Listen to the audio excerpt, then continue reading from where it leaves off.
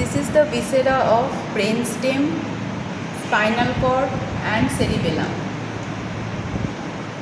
Here the brainstem is there, midbrain, pons and medulla. Mainly pons and medulla is here, and medulla is continuous with the spinal cord.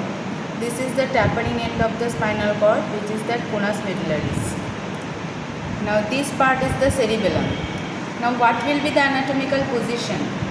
This brainstem part, that pons medulla, that will be anteriorly placed, and cerebellum will be placed posteriorly.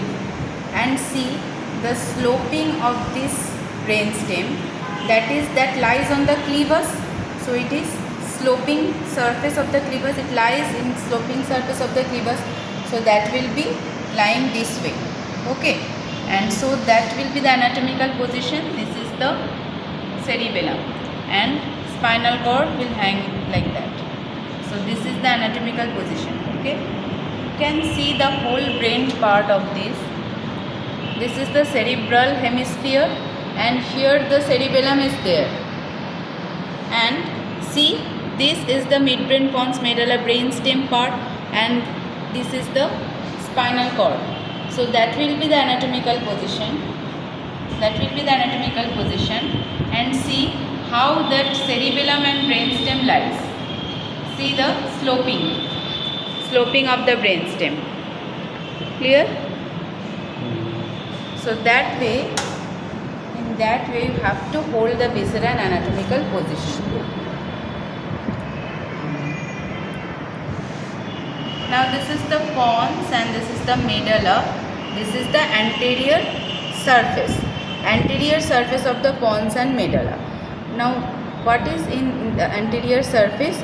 There is a sulcus in front of the anterior surface of the pons. This sulcus is called the basilar sulcus, as it lodges the basilar artery. Now see the pons connected with the cerebellum by these peduncles. So these are the middle cerebellar peduncle.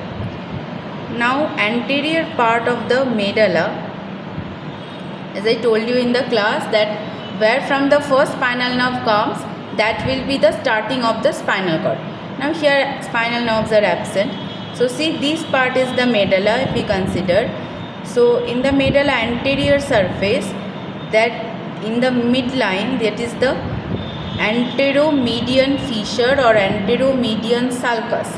Anteromedian fissure or anteromedian sulcus is this. Okay.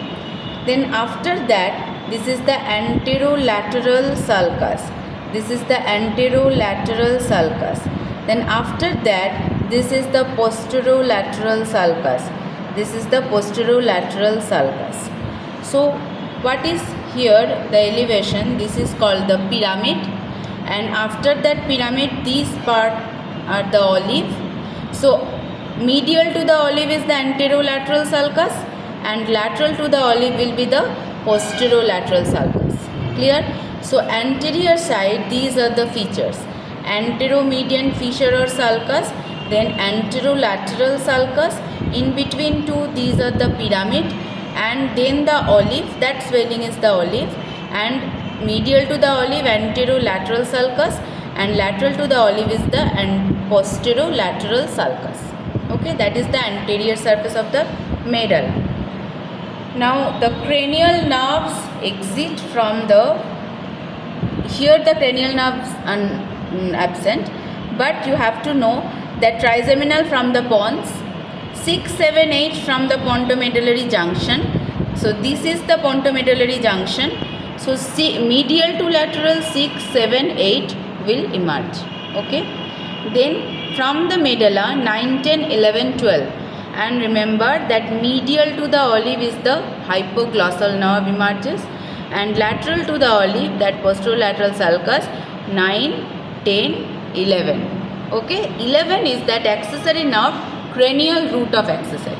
So here from the cranial root of accessory, spinal root comes and then join with that.